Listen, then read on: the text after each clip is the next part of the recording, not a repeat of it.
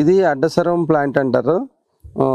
ఇది వాసారిష్ట రూపంలో మన ఆయుర్వేదం షాపుల్లో కొన్ని షాపుల్లో దొరుకుతుంది. ఇది వాసారిష్ట కూడా అని పిలుస్తారు. ఈ అడ్డసరం ఆకుని రోజు మనం కొంచెం ఓ చిటికెడు మిరియాల పొడితో డికాషన్ చేసుకుని రోజు తాగుతూ ఉంటే అధికంగా పెరిగిపోయిన కఫం అంతా కరుగుతుంది.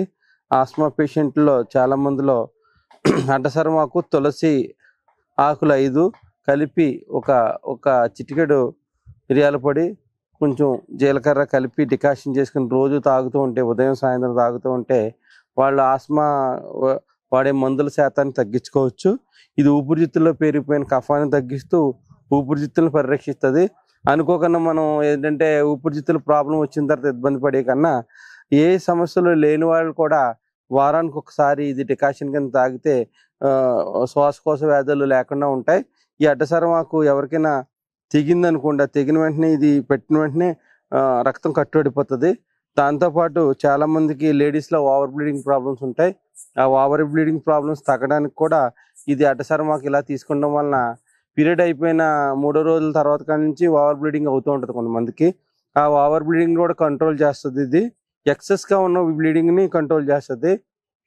దాంతోపాటు కొంతమందికి మలాశయ ద్వారాల్లోని బ్లడ్ బ్లీడ్ అవుతూ ఉంటుంది. అంటే ఈ పైల్స్ అయినా కూడా బ్లీడింగ్ పైల్స్లో కూడా ఇది రక్తం కట్టడిలా చేస్తుంది. ఇది ఎటువంటి మనకి తెలియకన్నా ఇంటర్నల్గా ఈ బ్లీడింగ్స్ని ఆపే గుణం అడ్డసరం ఆకుకుంది. అందుకే మనం దైనందిన జీవితంలో వారానికి ఒకసారైనా అడ్డసరం ఆకు ఒకటి, ఒక 5 తులసాకులు, కొంచెం 1/2 టీ స్పూన్ జీలకర్ర, ఒక చిటికెడు మిరియాల పొడి కలిపి డికాషన్ కింద చేసి పిల్లలకు కానీ పెద్దలకు కానీ తాగించడం వలన ఈ పడిసం అట్ల సమస్యలతో కూడా నుంచి కూడా బయటపడవచ్చు. ఇది చాలామందికి విరివిగా పడిసం పడుతూ ఉంటుంది, కఫం పడుతూ ఉంటుంది. ఆ కఫ రోగులు కూడా మానకన్నా ఒక 45 రోజులు తీసుకుంటే ఆ కఫ సమస్యల నుంచి కూడా చాలా వరకు మనం దూరం పెట్టుకోవచ్చు. దాంతోపాటు మనం కఫాన్ని వృద్ధి చేసే పెరుగు, పాల పదార్థాలు అవి తీసుకోకుండా ఉంటే కఫం ఎక్కువ వృద్ధి కాకుండా ఉంటుంది. మజ్జిగ రూపంలో తీసుకోవచ్చు, కానీ పెరుగు, పాలు రూపంలో తీసుకోకూడదు. ఈ విధంగా చేయటం వల్ల ఏమవుతుందంటే ఈ సీజన్లో వచ్చే ఈ శ్వాసకోశ వ్యాధుల నుంచి బయటపడవచ్చు. మనం కొంతమంది ఆల్ ఆఫ్ సడన్ ఊపిరితిత్తుల క్యాన్సర్స్ ఇలాంటివి రావడం చాలామంది జరుగుతుంది. ఇది వాడటం వల్ల అలాంటి వాటి నుంచి కూడా మనం ప్రివెంట్ అవ్వడానికి చాలా వరకు ఛాన్స్ ఉంది. అందు గురించి ప్రతి ఇంటి పెరట్లో ఈ అడ్డసరం ఆకును మనం పెంచుకుని మనం ఇల్లు పది ఆరోగ్యంగా ఉండొచ్చు. ఇంకొక గొప్ప విశేషం అంటే మన ఇంటి పర్యావరణంలో ఉంటే దోమలు కూడా రాకన్నా ఆపే ప్రొటెక్ట్ చేసే గుణం ఈ అడ్డసరం ఆకు ఉంది.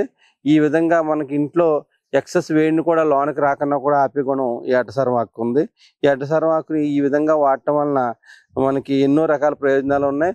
మన పెరట్లో కుండీల్లో కానీ ఒక ప్లేస్ ఉంటే ప్లేస్ ఆరుబయట కానీ వేసుకోవడం వలన ఈ వనమూలికల మొక్కలు ఉండటం వల్ల మనకి ఆరోగ్యం మన చేతుల్లో ఉంటుంది.